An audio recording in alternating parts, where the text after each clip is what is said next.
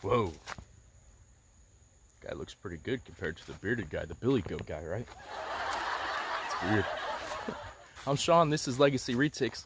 This is my new trim job. Today we're going to talk about dwarfs, super dwarfs, mainlands. What's the difference? Genetic mutation? Bloodline? What is it? And we've got our handy dandy measuration device to help us figure this out.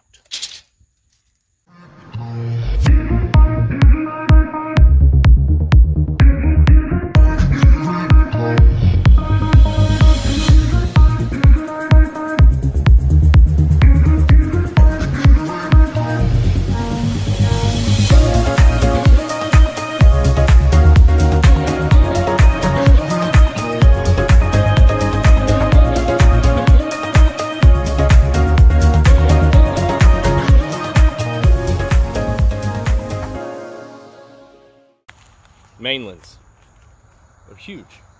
Super dwarfs are smaller, and dwarfs are somewhere in between. What is the difference between a snake whose head would be at the camera and tail right here compared to a snake whose head's at the camera and their tail's all the way back here? That is the world's longest snake, a mainland reticulated python.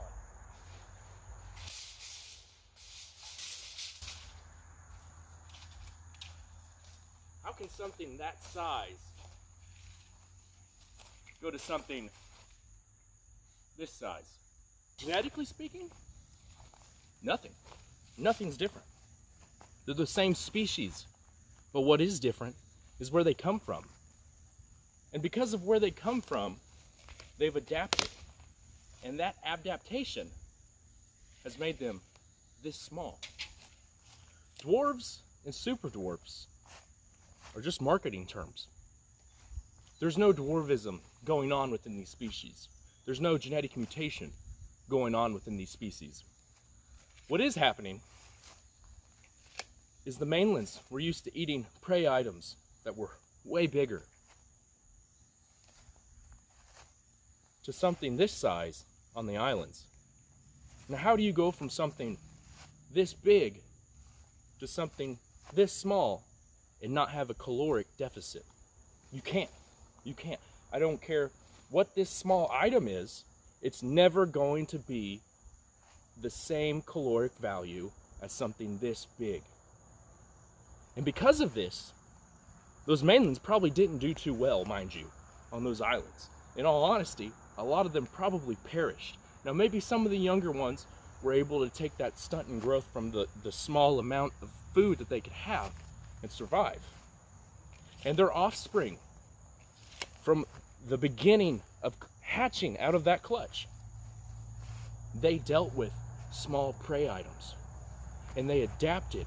And it took generations amongst generations for the traits and characteristics of super dwarfs and dwarfs that we know today to come to life.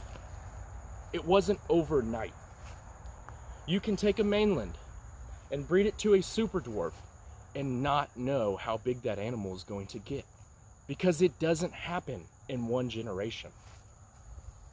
It takes years of evolution, of evolving, of adapting to this new sized prey item to get as small as they are. So if they're not dwarfs and they don't have a genetic mutation, what's going on? Well, it's that easy. It's what they're eating. That's all it is. And we can describe that with phyletic graduation, okay? They have slowly and gradually gotten to the size that they are today, over who knows how many years it took. I don't know if the mainlands swam to those islands or if the islands swam away from the mainlands, if you will. But either way, their offspring and their offspring and their offspring have all adapted to their new environment and their lower caloric intake. I want you to look at localities as a bloodline, okay? A mainland is its own bloodline. A Kalatoa is its own bloodline. A Madu is its own bloodline. And in each of those bloodlines, they have characteristics and traits. Nothing genetic. Just like when you breed dogs. Some people want a pit bull with a bigger head, a stouter body. Well, that bloodline might have it over here. But this pure pit bull over here is only 45 pounds. Genetically, they are the same animal, but the traits and characteristics of their bloodlines give them the different stature. So when you hear dwarf and superdwarf and locality and all these other terms, don't let it scare you. Trust your breeder. Trust the person you're getting your snake from. Make friends with them. Understand how they've bred these animals. How many generations have they put into this animal? What were the original bloodlines? And from there, make your judgment call on, is that snake truly going to stay the size of a superdwarf? Or is this guy saying mom's a mainland and dad's a 50% and it's going to give you 50% superdwarfs? That's not how the math works. Be careful with who you buy from. Do a little bit of research. But understand that this snake and that snake that is 30 foot long is the same snake. It's the same snake. Hey guys, I hope you enjoyed the video. Make sure you hit like and subscribe. We're going to be doing a hat giveaway. Kind of like these hats, except with my logo. And we're going to start dropping videos Fridays at 2 p.m. Eastern Standard Time. I'm in school after work, and then I've got kids, and then filming on the weekends, editing on the weekends, and trying to get it out Monday just isn't happening. So we're going to film on the weekends, edit throughout the week, and then get it to you on Friday at 2 p.m. Eastern Standard Time. Stay tuned. As soon as the hats come in, we're probably just going to do a giveaway to our subscribers, so make sure you're subscribed. We'll do a random drawing, and that'll be that.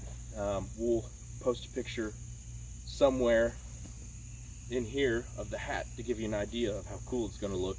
And stay tuned for some of these bloopers at the end. Kind of broke my gator on the way up the hill and got out of shape. Had to walk. Well, it's turned from a nice drive up to my quiet spot, away from the crazy women of my house, to I snapped a chain on my gator. Now I've got to walk all the way up this massive hill. Well, it's definitely a broken chain down here, so yeah, I guess we'll just go ahead and lower it down, why don't we?